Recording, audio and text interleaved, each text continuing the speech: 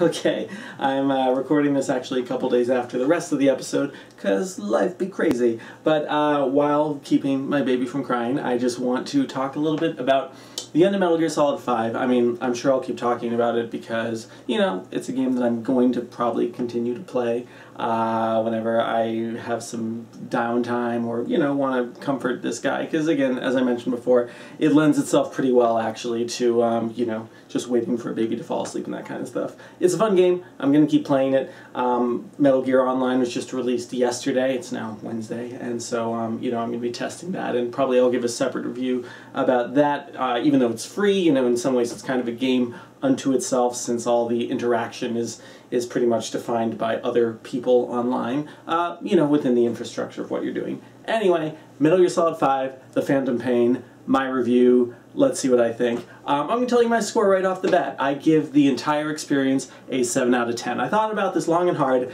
Kind of drives me crazy how many sites gave it a 10 out of 10. And again, I am a Metal Gear Solid fanboy. I've had a love-hate relationship with the series, but up until now, and maybe still now, there have been so many cathartic love moments in this game series to totally outweigh any problems I had. Like, I don't think Metal Gear Solid 4 deserved a 10 out of 10 because of the incredibly convoluted storytelling, and yet, that was a 5-act structure, 5 different locations, a lot of cool stuff going on. While it raised a lot of questions and answered questions no one was asking, it did feel like a solid conclusion, and holy crap, those last couple scenes between Snake crawling through the microwave and battling Revolver Ocelot, going through all these different, you know, music cues from the different game series, that was epic and wonderful, and totally makes me forgive the fact that, you know, a lot of the game you're just fighting little Miyazaki hand puppet things, and that all sorts of things were promised in the game that never really came to pass, like a really dynamic rebel versus, you know, militia system where it was going to be like, oh, whose side are you going to choose? It's going to change the whole course of the game. All that being said, yeah, I liked Metal Gear Solid 4 a lot, and I've replayed it quite a bit since 2008. This game, I already feel like I've done a lot of replaying because it is an incredibly replayable, repetitive game. The different missions, the missions that are considered different from each other, many of them are literal carbon copies, and especially when you get to some of the side ops, like, you know, extract the wandering mother base soldier, or eliminate the tank unit, eliminate the heavy infantry. Some of those different missions actually take place in exactly the same location as previous ones, and my guess is the only difference between them is maybe higher level soldiers. And so that stuff feels incredibly artificial as a way to prolong the length of the game. And let's talk, okay, Pros, the game is incredibly fun. I have a blast playing it. It is a great sandbox. When I say it's repetitive in the way that owning your own amusement park might be repetitive. It's an incredibly cool thing, but yeah, of course, you know, going on the same rides again and again and again, it's going to lose a little bit of its luster. But the repetition is not that bad because it is a ton of fun to play. It's a ton of fun to play, and I enjoy every second of it, and I can't say that enough, that out of all the Metal Gear Solid games, this is the most fun to be doing things with a controller in your hand.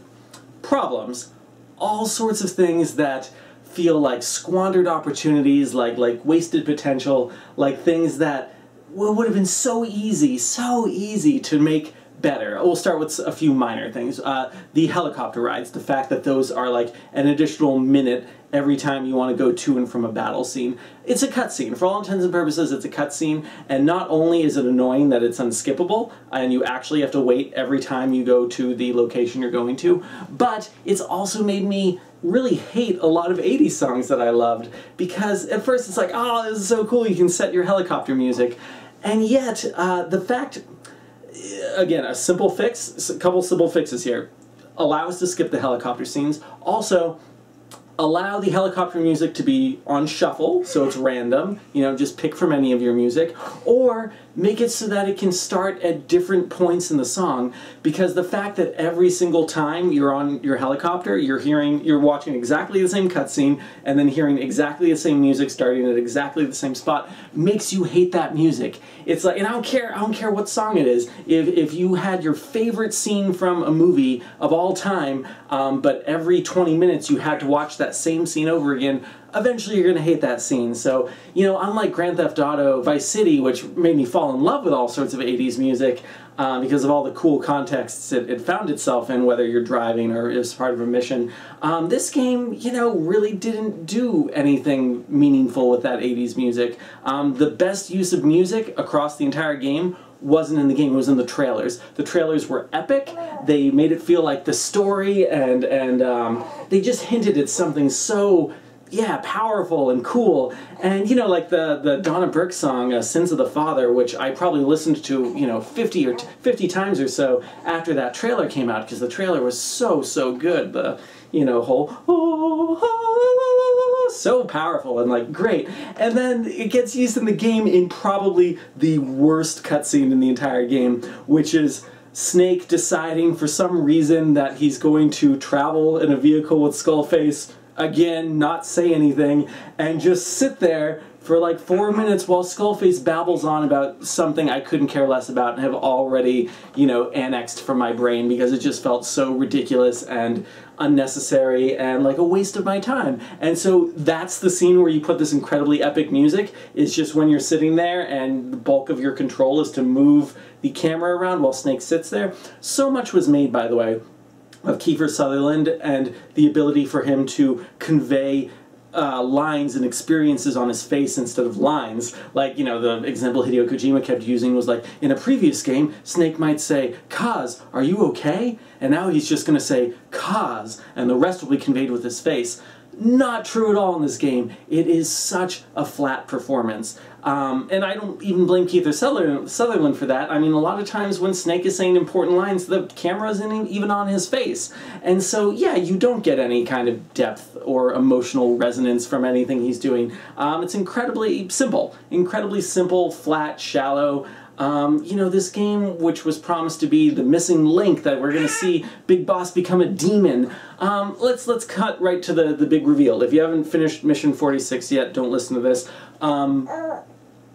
How ridiculous is it that you're not playing as Big Boss? And here's the most ridiculous thing. People called this 3 years ago, whenever the first trailer was that showed, you know, Big Boss in the hospital, and then as soon as everyone played Ground Zeroes, it's like, oh, okay, the medic seems to have the same voice as Big Boss, we don't see his face, and then, we're being shown these scenes at the hospital, and, you know, we have someone looking at the camera going, who's that? What about him? And so everyone says, oh, it's probably the medic, he's the other guy who was in the helicopter, and Kojima was like, no, that's me. And then, of course, I mean, I guess it kind of was, because the whole idea is that the medic is you, and, you know, it's like, it's MGS2 all over again, but in a less powerful way. This whole idea of like, you the player, you're Big Boss, which a lot of people, including me, have trouble with from the start, because we don't play video games to insert ourselves into the games. We don't want to play as Raiden, who, like us, might have like all sorts of issues with our girlfriend or whatever, who wants to remind us what their anniversary is. That's not why we play video games. We play video games to escape.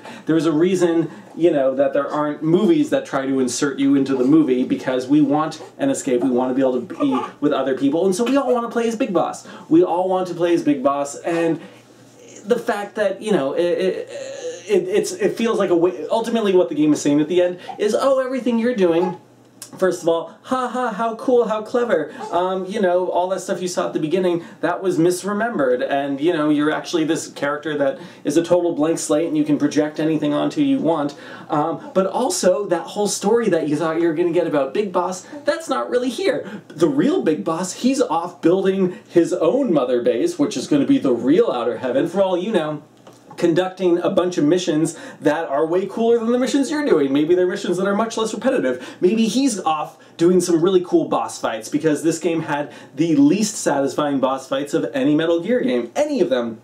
Seriously, the boss fights in the MSX, Metal Gear 1 and Metal Gear 2 were more satisfying than this game, because at least they had variety. Here you had the skulls, which were just annoying bullet sponges that weren't fun to fight. There was nothing fun about fighting them, because they didn't have a strategy. There wasn't any kind of like cloak and dagger thing going on. They just find you, walk towards you, attack you, kill you, and that was it. I mean, it's basically just fighting superpowered zombies in 8 different locations. So that was dumb and boring. The Sahelanthropus fight, probably the most fun. I'd say the most fun boss fight in the game is fighting Sahelanthropus excuse me, at the end. And what's cool about that is it's the only boss fight that really starts to feel like it takes a little bit advantage of the open world. Because I haven't tested the limits of that so much, but it seems like you can go like through pretty much, you know, maybe not the entire map, but a huge chunk of the map while fighting him, and that's really cool. And the fact that he follows you, and you know, you can hide behind the big rocks and everything, that was cool. And a quick note about Mission 51, which was cut, and yes, would have been a much more satisfying conclusion to Eli's story. I can kind of understand why it was cut, because it seems like it would have been very similar to the Sahelanthropus battle. The only thing that makes me upset, and this is what I got from the concept art, you know, cutscenes and all that, for Mission 51, is it seemed like that was finally going to take advantage of something that I feel like the last 3 Metal Gear games should have taken advantage of, starting with Portable Ops, Peace Walker, Phantom Pain. All of these, you're building an army, and yet there is never an opportunity in any of the games where you actually get to use your entire army. I mean, there's combat deployment where you can, or outer ops in Peace Walker, where you can send your army off and they can, you know, do battles and you get some rewards. But you know, it seems like, yeah, you build this entire army, why do you never have a chance to pull a, you know, series finale Buffy the Vampire Slayer, and all of you can attack and fight and work together and have some kind of, like, you know, real bonding experience. And so it seems like, you know, at the end of Mission 51, a bunch of your soldiers from Mother Base come swarming in and kind of help you out there. And I think that would have been really cool. I mean, the Sahelanthropus fight that's in the game is pretty awesome because your helicopter's involved. But yeah, I just want to see, you have an army, and yet so much of the game is solo infiltration. And mind you, I love the buddy system. It's incredibly dumb that you get rid of quiet, because the game is already so repetitive that why should that be the one thing that somehow, you know, not reciprocates, reverberates throughout the rest of the game, where, oh yeah, you lost quiet, yeah, you can never play as her again. I know you're only 30 hours into the game and you probably want to play this game for 200 hours, but yeah, you don't get quiet back. Sorry, it's going to be ridiculous if they don't patch that, because that's just dumb. She's an incredibly fun buddy character, and I had just unlocked like the Sniper Wolf outfit for her, and you know, her highest level weapons, and then she's gone. So yeah, you know, the fact that we were given all these repetitive, like, there's no sense of story continuity in this game. The fact that without any reasoning you can go back and play old missions. The fact that most of Chapter 2, which is a huge disappointment, is just, you know, replaying other missions on higher difficulties, which has nothing to do with the story. It's not like Kaz comes in and says, hey, you gotta go redo those missions because, you know, that guy got captured again or something like that. There's no justification given for it. Similarly, with Mission 46, it's not like someone, you know, Kaz comes on the radio and says, oh my god, we just had this incredible discovery, we found this cassette tape or something like that, and then, you know, something to at least put you in a headspace like, yeah, we gotta think back to what it was like at that hospital again. There's no explanation for anything. You're just, oh, here's Mission 46. Oh, now it's the truth. And as Venom Snake, you know, Big Boss's doppelganger here, you're never given a real explanation for when he learns the truth and then how that happens. And then, yeah, and then there's this whole sequence at the end where, you know, he turns the cassette tape over after listening to Snake tell him, like, you and I, we're both Big Boss. Yeah, cool, gold star. And then, you know, you get Operation Intrude N313 or whatever, which is Metal Gear 1. And, yeah, I mean, okay, there's kind of this fun revelation of, oh, yeah, actually, the Big Boss that gets killed in Metal Gear 1, that's the Phantom Big Boss. And then the Big Boss in Metal Gear 2 is the other Big Boss, which... You know, I mean, I guess that would be really cool if Hideo Kojima had planned that from the start. I don't think he should have had to, like, that'd be ridiculous. But if there were, what these games are missing, and this has been true all along, is seeds that carry through the games, where, like Harry Potter or like Star Wars with the reveal of Darth Vader at the end of Empire Strikes Back, Luke, I am your father, there has been nothing like that throughout these games, where there's like a seed planted in Metal Gear Solid 1, and then over in Metal Gear Solid 4, it's like, oh, it all makes sense now, Kojima, you're brilliant! Everything has felt post-rationalized, that's still not right, post-rationalized, and then shoehorned in, and, you know, the fact that in Metal Gear Solid 4 everything became about nanomachines, and, oh yeah, who are the Patriots? That question that's been around since, like, Metal Gear Solid 1? Yeah, those are all the characters from Metal Gear Solid 3. Yeah, that lovable team that you worked with who loved monster movies and James Bond, those are all horrible people who want to take over the world and conduct horrible experiments on dead bodies and that kind of thing. That was dumb. I understand the desire to keep characters around, but that was just silly because there's no real reason why any of those characters would do anything like that based on what we knew about them in Metal Gear Solid 3. Right, Alistair? He totally agrees with everything I'm saying. He's like, yeah, man, you got it, you got it. So, now the interesting thing, of course, is in this game, Hideo Kojima pulled a full 180. The long cutscenes never bothered me. I mean, I'd prefer if they were a little bit less expository and just explaining things to you. Show, don't tell, people. Show, don't tell. But they're still fun to look at, and I got a kick out of them, and I watched all of them, you know, multiple times. Because they're fun. And I think Hideo Kojima has a great eye for where the camera should go. That being said, I hate the fact that in this game things went totally the other direction.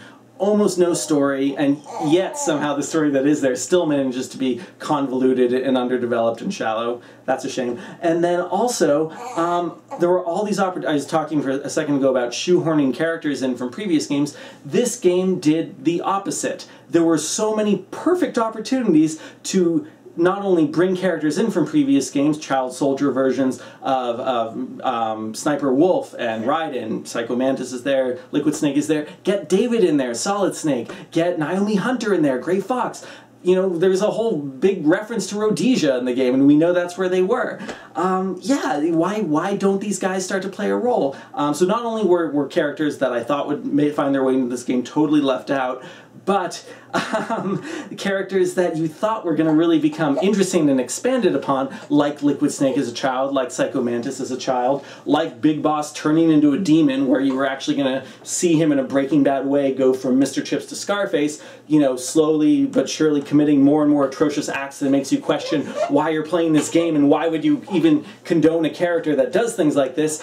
Something kind of similar to what I felt toward the end of The Last of Us. No, none of that. None of that at all. The scene in the trailer where Snake is shooting his own men that everyone thought like, oh my god, that must be when he's like totally going insane. No, he was putting them out of their misery because they all had a virus and there was no saving them. And mind you, that was a pretty harrowing sequence to play in the game. You know, all your soldiers are standing there saluting you while the Peace Walker theme plays, and then you have to shoot them all in the head. I mean, that was a powerful scene, but it doesn't make you feel like Big Boss is becoming a bad guy. It makes you feel like he had to make some tough choices and does what he needs to do. Nothing in this game implies that he wants to take over the world or, you know, build some giant outer heaven nation that also wants to take over the world. He doesn't seem evil. There's no dissent. There's no gray area here. Yeah, I get that he doesn't talk and everything like that because now we know that he wasn't the real big boss, blah, blah, blah. That doesn't justify it. I mean, that doesn't make it fun. On an intellectual level, it's a little bit like the... actually, no, it's the opposite. It's the opposite of my reaction to the finale of Lost. With the finale of Lost, on an emotional level, I thought it worked. Every time those characters were connecting and, you know, in this weird purgatory place, you know, I was weeping like a baby. I thought that was emotionally very powerful. Intellectually, it wasn't very satisfying because there were so many questions that went unanswered and such giant sections of the show that suddenly felt meaningless. It felt like that ending could have come at any point in the run and it didn't feel like there was an accumulation to it. With MGS5 here, I feel like it's the opposite problem, where the ending, the whole reveal about Big Boss and Venom Snake and all that, was kind of intellectually satisfying because you could be like, oh, okay, I see what you did there, and that explains why the Big Boss in Metal Gear 1 and it behaves so differently from the Big Boss in Metal Gear 2, even though, you know, they were just simple 8-bit video games and I'm sure it wasn't planned. And that's why your character doesn't talk, and that's why Kojima kept saying that he wanted to do a silent protagonist so that you could feel like the player was you. So intellectually, you're like, okay, I see what you're doing there. On an emotional core level, it's like, why? Why am I doing this? Why am I wasting my time? This doesn't play any role in the canon, in the story. I'm not learning anything here about the characters. I don't feel enlightened in any kind of way. And the worst part about that is, I had already set my expectations really low. Like, I thought the trailers implied something wonderful and amazing. Turns out that, almost without fail, every moment that looked amazing in the trailers, where I was like, oh my god, what's going to be the context for that? Where's that going to go? Wow. Almost without fail, those moments felt more epic in the trailer than where they were in the actual game, which is a terrible shame, and just a huge disappointment. But yeah, when I heard that people said the story was kind of lackluster, I set the bar so low. I was like, okay, it's not going to be the best Metal Gear story, but you know what? I want to learn a little bit more about Big Boss. I just want to learn a little bit more point A to point B, how'd he go from the kind of wisecracking, fun, you know, guy who has a terrible event in his life with the death of the boss that's still haunting him, how does he go from there to crazy town banana pants in Metal Gear 1? Nothing there. Nothing at all. There's this, you know, the vocal cord parasite plotline is kind of interesting throughout the game, but it certainly doesn't feel, you know, I thought there'd be a connection there to Fox Die. I thought we were going to be talking more about the end from Metal Gear Solid 3 and how he played a role in everything with Code Talker and Quiet and all that. And no, not really. I mean, yeah, Quiet played a pretty central role of that story. It's dumb that she felt like she needed to go off and die, that she couldn't speak English. There were so many simple ways she could have gotten around that. Speaking Navajo, speaking some other language that, you know, the vocal cord parasites didn't respond to. I'm sure Snake would have understood. Yeah, whatever. It's annoying. It was annoying. And I don't think I'm going to rewatch really any of those cutscenes because, unlike any of the other Metal Gear games, there's nothing there that I want to relive the joy and thrill of. Yeah, that's a shame because a lot of the cutscenes are really wonderfully shot. I still really like the single camera thing. Again, I think Kojima has a great eye, but the story just leaves everything to be desired. On a similar note, you know, two locations? I mean, yeah, Metal Gear Solid 4, 5 acts, 5 different locations. The Return of Shadow Moses was incredibly nostalgic. A lot of the scenes in Metal Gear Solid 4 were totally left out of the trailers. Totally the right choice.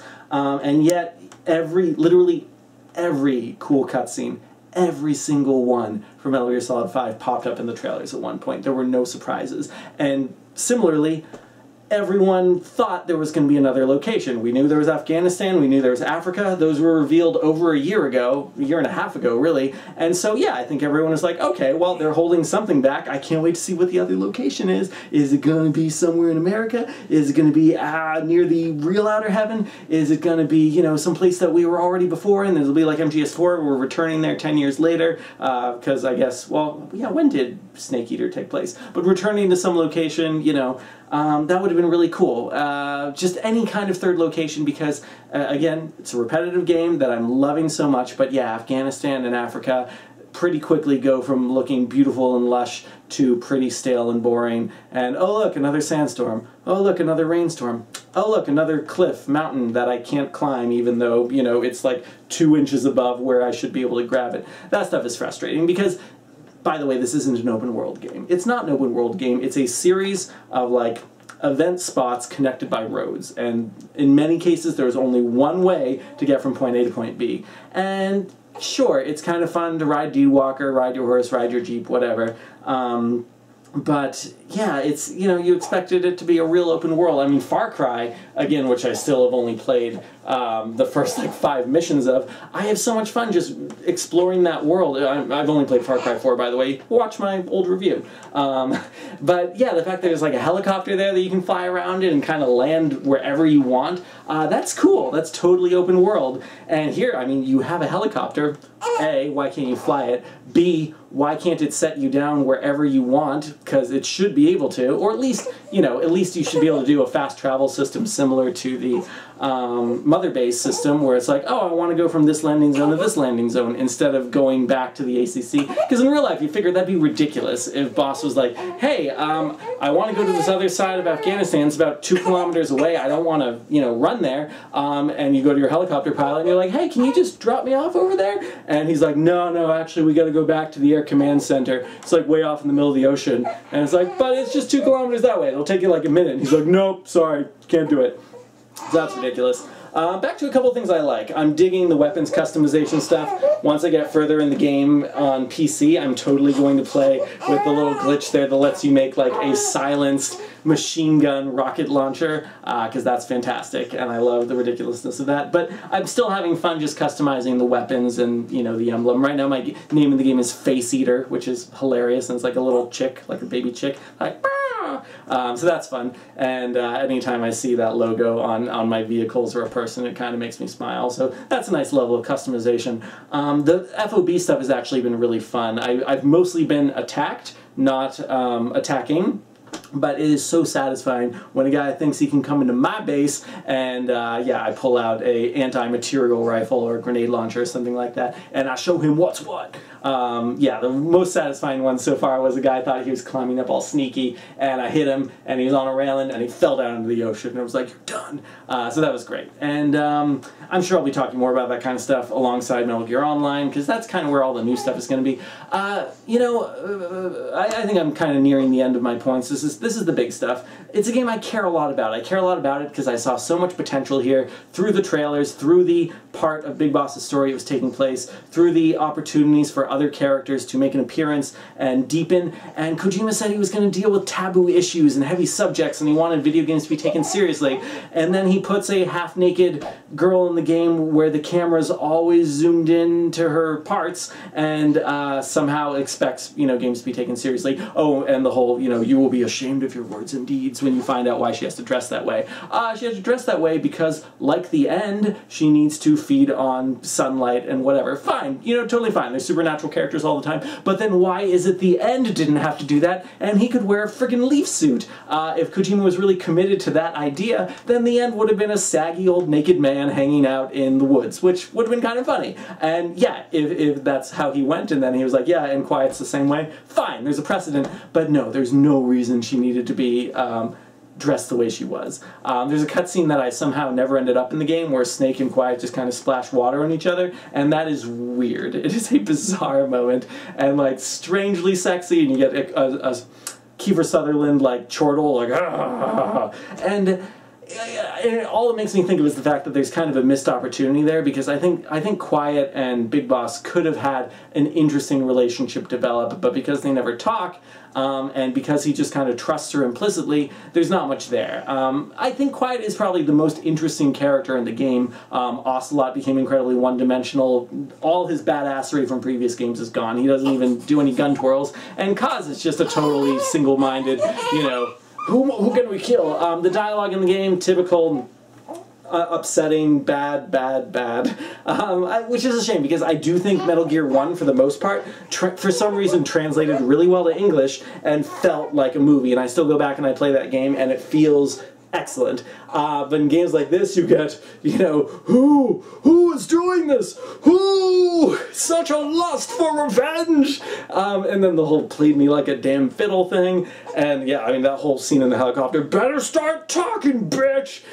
Feels so forced and unnatural and weird, and so many of the dialogue scenes in this game were awkward, and then to top off those weird dialogue scenes, you have Snake not talking. The leader of your faction there not even contributing to debates about whether you should have nukes or not. Whatever. So that's a shame.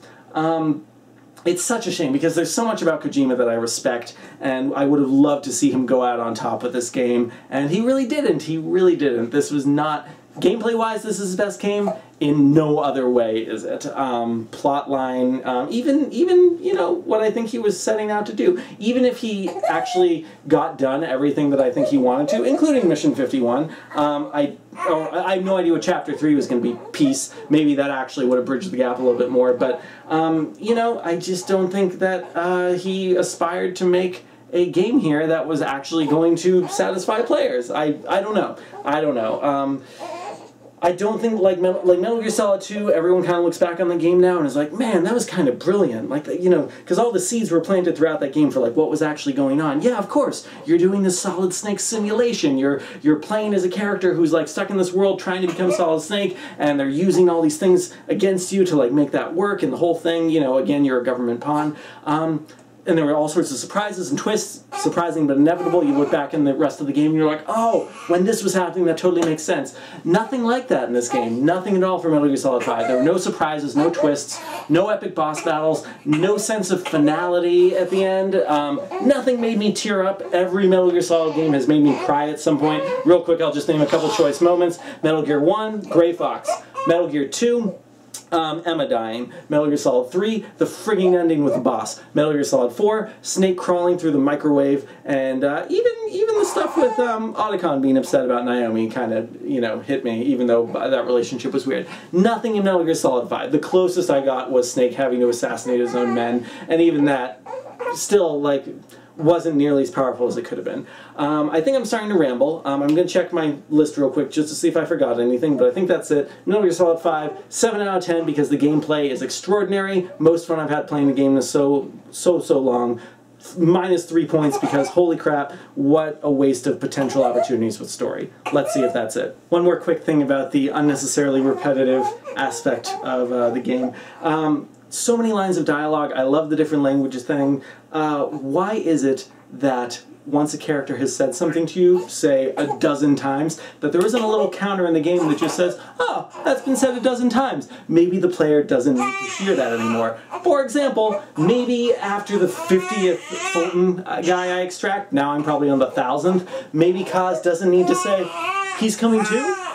A, because, yeah, you say that every time, and B, because I'm the freaking boss. I mean, I'm not, but I am for all intents and purposes, so stop questioning me. Similarly, every time I destroy an anti-air radar, you destroyed their anti-air radar. You can't be surprised every single time. Similarly, you know, there's some cool conversations guards have about, like, you know, the legend of, oh, did you hear? I think Big Boss is here. He's stealing things and he's killing everyone, blah, blah, blah. All, from what I can tell, based on how you're playing. They'll actually comment a little bit on your play style, which is kind of cool.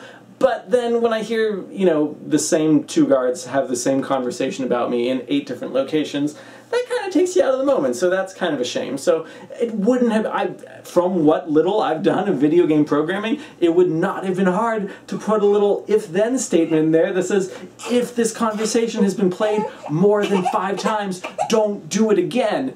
Wouldn't have been hard, so that's a shame. Yeah, I guess that's it. I covered most of what I wanted to.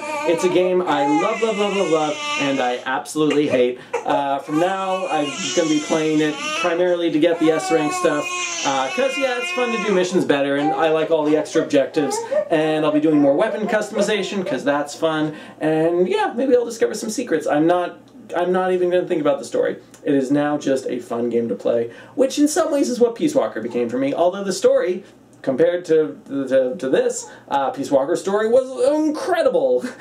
So, anyway, yeah, it's a fun game. I'm going to keep playing it. Peace out. 7 out of 10.